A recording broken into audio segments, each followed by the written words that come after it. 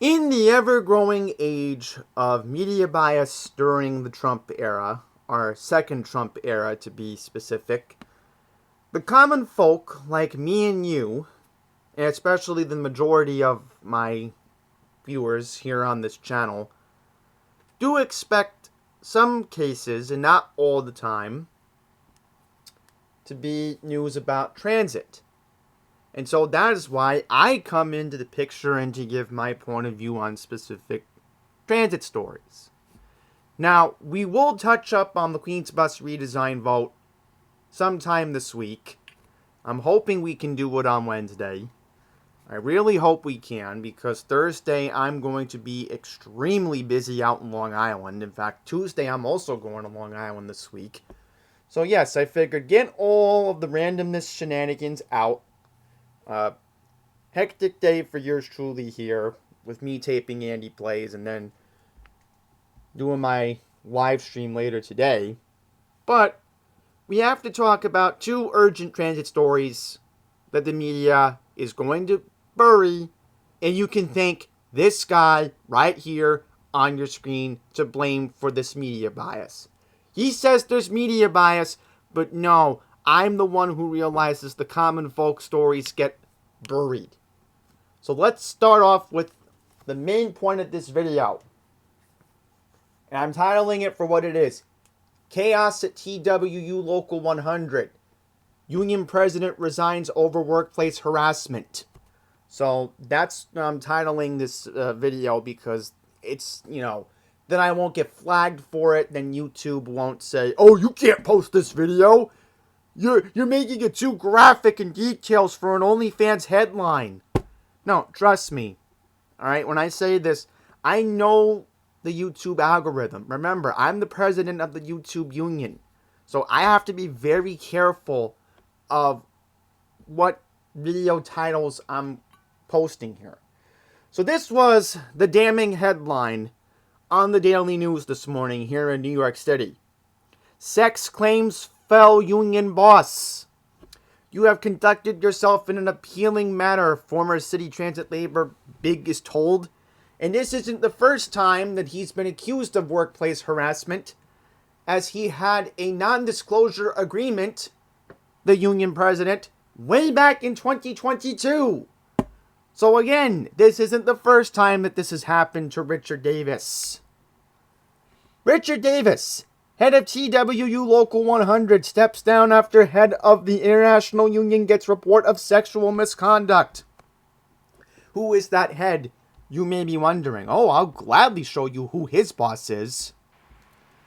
This is the international president, who is the boss of the president for TWU Local 100.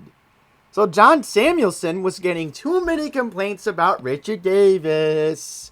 So let's read what was in the New York Daily News this morning.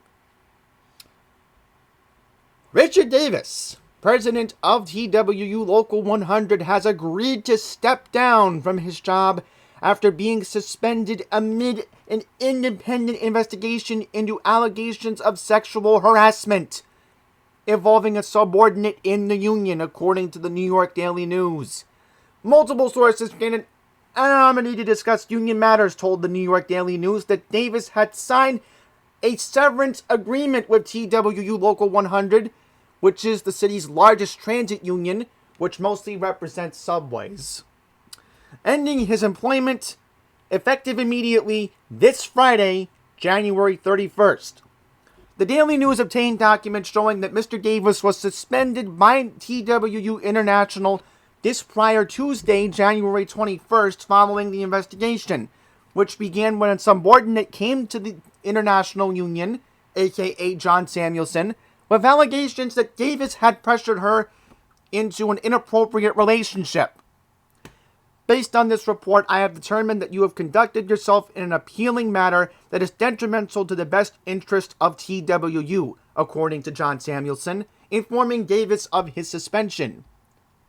You are being charged with pressuring a woman by Local 100 into having an inappropriate relationship with you. Which, again, do we really have to put sexual? I mean, really, there's kids watching, for crying out loud. Sometime after the inappropriate relationship ended, you took adverse employment action against this person, allegedly in connection with the cessation of the inappropriate relationship. Davis was stripped of his access to the local 100 Union Hall in Brooklyn and any other union property prior to this Tuesday, January 21st, and his union-issued phone and computers were disabled, according to the memo. As previously reported by the New York Daily News, union members were told that Davis was out sick until further notice. And believe it or not, look at this. This is the same thing that the TWU local website was mentioning. TWU local president has resigned due to health reasons, but no, that is not the case, because the Daily News, and not to mention, this was mentioned on 1010 Wins, that the union itself is lying about this whole matter. I mean, I've never... This is what we talk about in corporate America today. The fact that after Harvey Weinstein was accused of multiple inappropriate relationships with actresses that he was hired to work with, the whole Me Too movement, this is what was going to keep continuing for many years to come. That whole thing that began 8 years ago, it began with Harvey Weinstein. It led to Dan Schneider. And now in corporate America, and I know people say, oh, transit workers are blue collar. Not necessarily. Normally the president of TWU gets a 6-figure salary. So that's corporate America right there. Now for the best interest of the workers.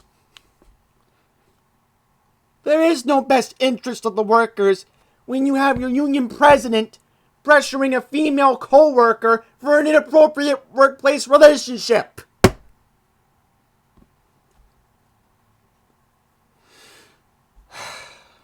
Look at this. So Mr. Davis is going to receive health insurance through the end of 2026. Wow. I am just in complete shock right now. So I'll show you who's taking over in the interim. So this is the guy who's going to be in the interim until the next union president is appointed. Now, look, I may sound controversial for suggesting this name, but hear me out why I think this person should be president of the union right now more than ever. Because again, this is the union that represents subway workers. We're just talking, subway workers. Because we know with Queens Village Bus Depot, their union is TWU Local 252. So they're a different union that represents the drivers that operate the Q46 and the Q88, for an example. But look at all the names on here. There's one name that I'm not seeing.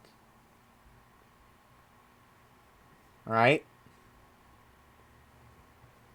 Who should be responsible right now? Rapid Transit Operations. See this name right here? Yeah, man, I almost put the wrong picture on the screen. I mean, my goodness. My computer is so glitchy. This is the person, the gentleman, who I want to see representing TWU Local 100. And I have been thinking about this now for the past 5 years. And I've been saying 5 years because we date back to 2020. And if you do not have a valid recall memory like I do, it was 5 years ago that Jamel Thompson was urging masks to be worn in March of 2020 during the height of the COVID-19 pandemic. When Jamel told his co-workers in a viral video that they're claiming that it's safe to be working without a mask right now. That is how Jamel earned my respect.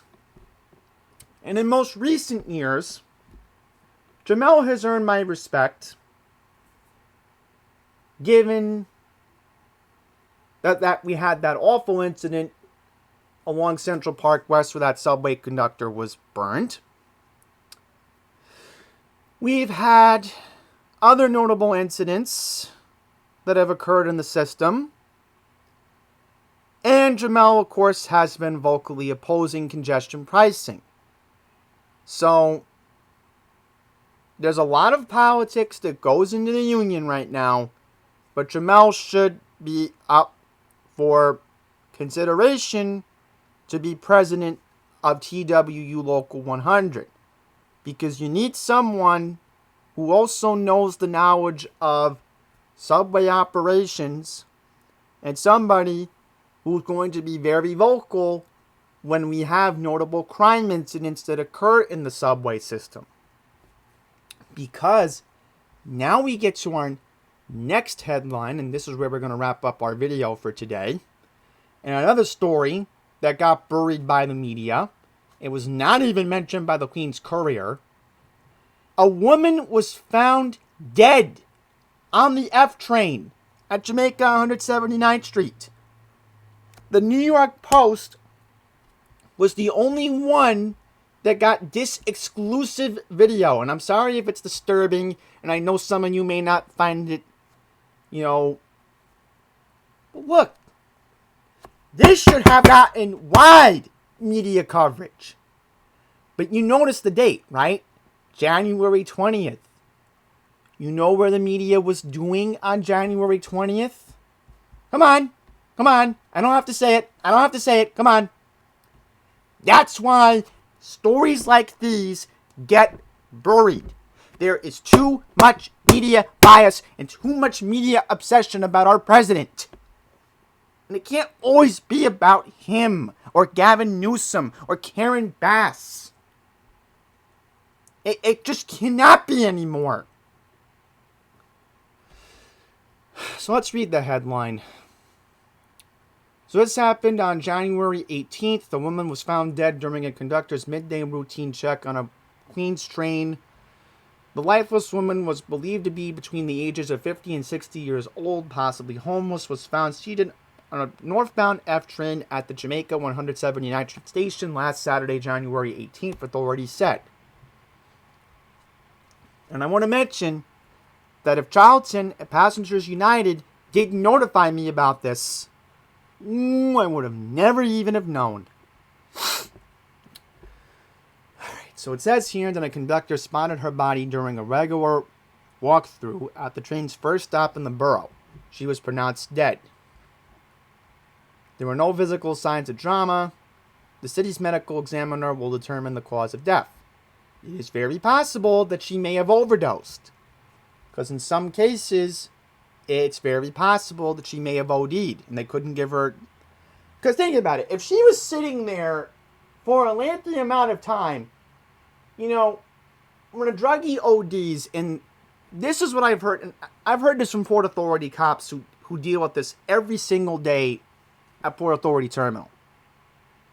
They are required by their union, alright, to have a can of Narcan available should somebody ODs in the bus terminal.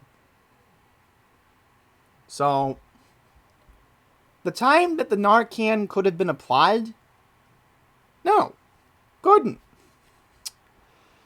Okay, get it off the screen. There you have it. This is what we're dealing with now. We're dealing with a lot of media bias, and we all have to speak up about it. Because we cannot tolerate this anymore. Stop obsessing over Trump. I mean, if you want Trump 24/7, that's why we have Newsmax. Alright? You know, when I want an honest viewpoint of Donald Trump, that's why I go to Mark Dice. So, you know what? I'm done. Alright? I have a very busy day here at Andy's Randomness. So we're going to wrap this video up. I hope to see you all tonight at 5:45, and we're going to do our random shenanigans, and it will be a lighter mood. I promise you all that, because I do feel that I want to speak to you guys, and I haven't done it in a very long time. So join me tonight, 5:45, for the return of Whenever Saturday. I'm looking forward to seeing everybody tonight, and that's pretty much it. So I'll see you all tonight.